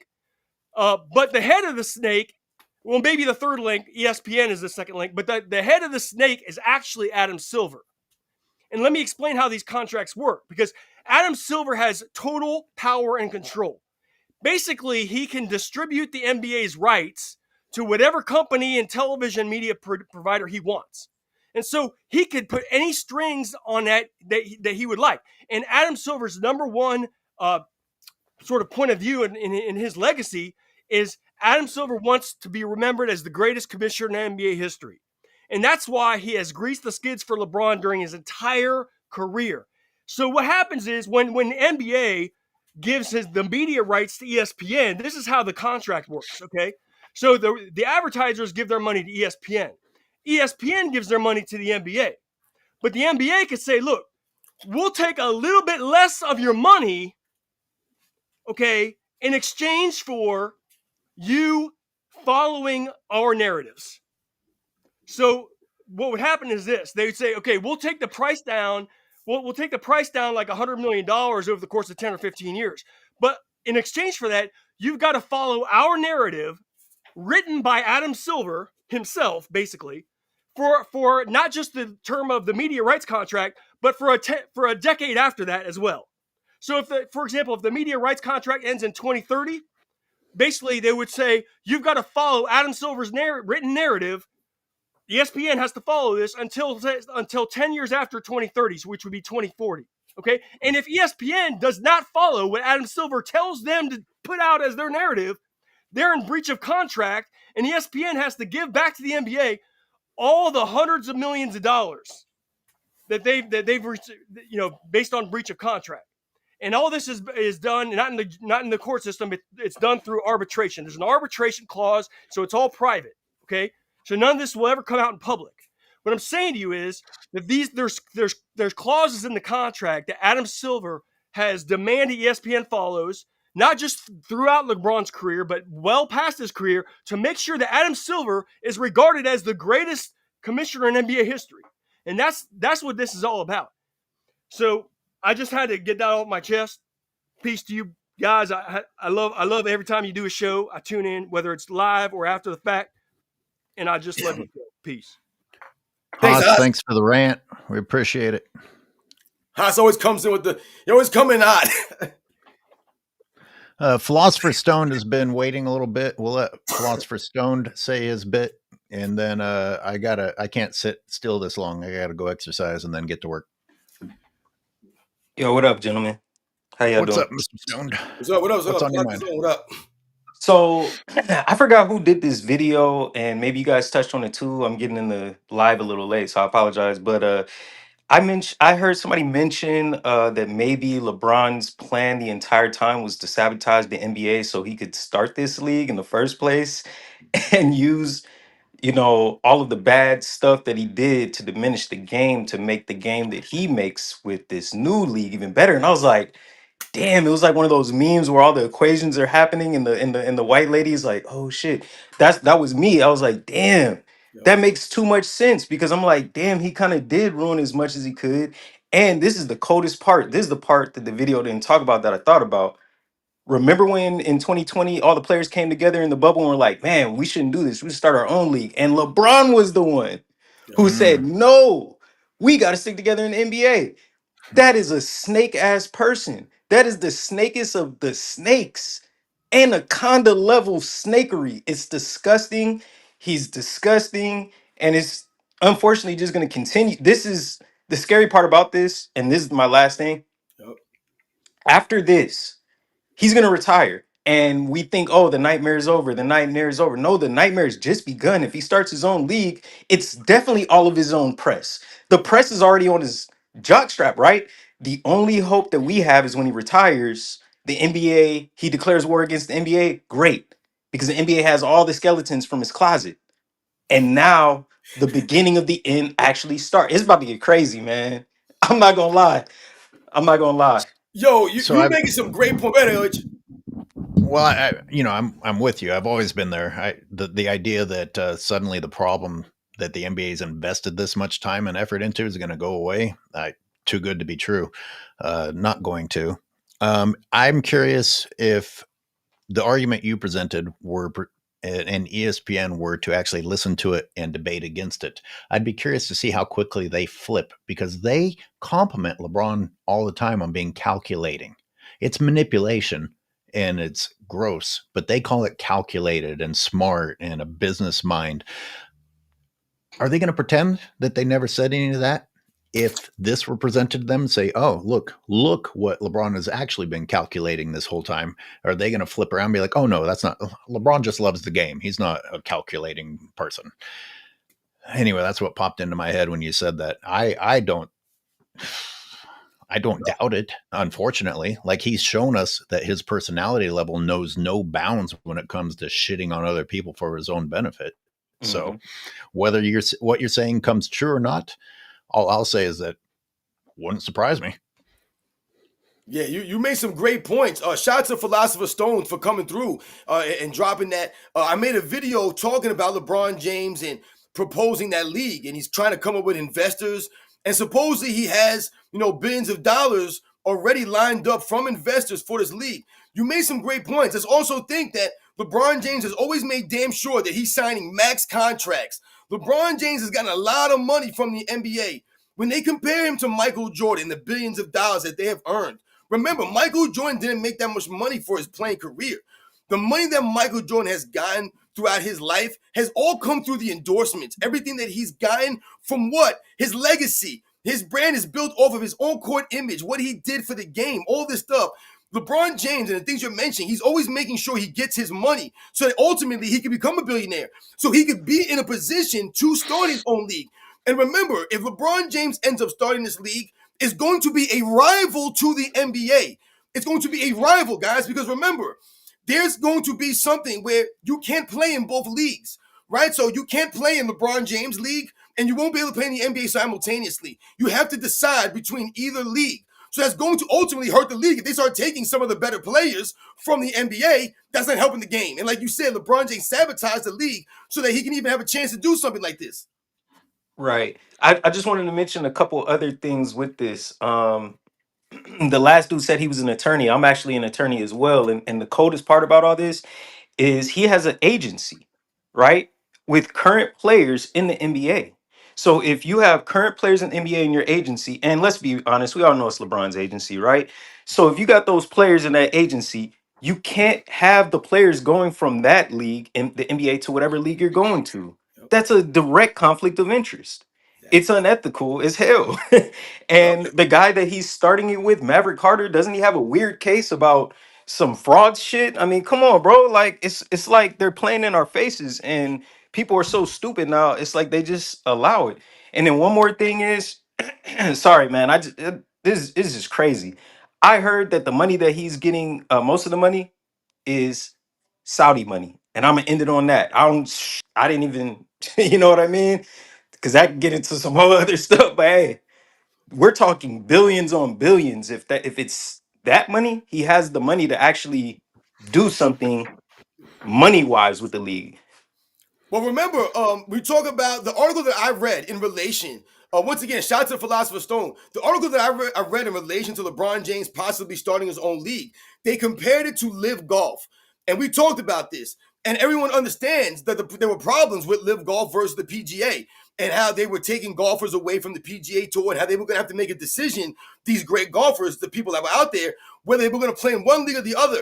And the money that they were able to offer these guys, through Live Golf, we all remember that. Remember, a lot of these guys are in Dubai, a lot of these teams and a lot of this stuff, and we all understand the kind of money that's out there in these places, man.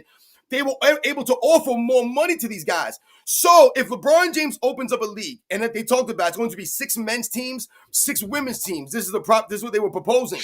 If he's able to start this league, and LeBron James is able to offer these guys way more money, even though these guys are making a lot of money in the NBA, don't get me wrong. But if they're able to not have a salary cap, let's say, then who's to stop some of these guys to go and play in that league? I just, a lot of what he talked about was about ethics and whether or not you're willing to be unethical in order for something to happen.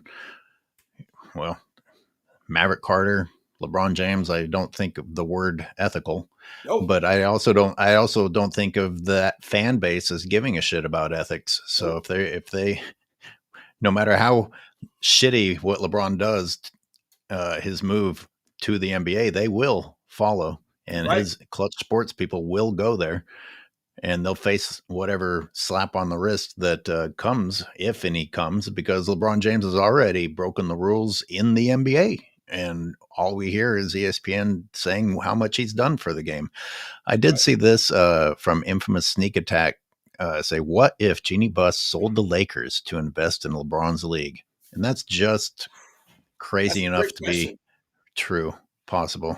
Remember, he's looking for investors. LeBron James out there looking for investors, and I'm sure he's trying to be the main guy, like I said, spearheading this thing. See, this is all for LeBron James, and you'll have the silly LeBron James fans out there talking about, yeah, this is going to make LeBron James the greatest of all time because LeBron James is going to start his own league. I think that's going to wrap it up for us today. I appreciate you being here. Great calls today. Those who called in, great super chats from everybody. On Sunday, we hope to have Jim back for a segment, and we're going to be breaking down my examination of LeBron James trying to guard Jokic in the Olympics on Sunday. Sports and Fitness Rants. Yeah, thank you, once sir. Again, thank you very much, everybody in the chat. LH, it's always a pleasure. I like doing the Friday editions with you guys. I hope everybody enjoys their weekend. Shout out to my pops, man. Today's my pops' birthday. So shout out to my father, man. Thank you. 76 years old. So shout out to him. The dude still looks like he's in his 50s, man. So shout out to my dad, like I said, man. The best man I know out there. And shout out to everybody else, man. You guys know the deal, man. I'll catch you guys on the next one.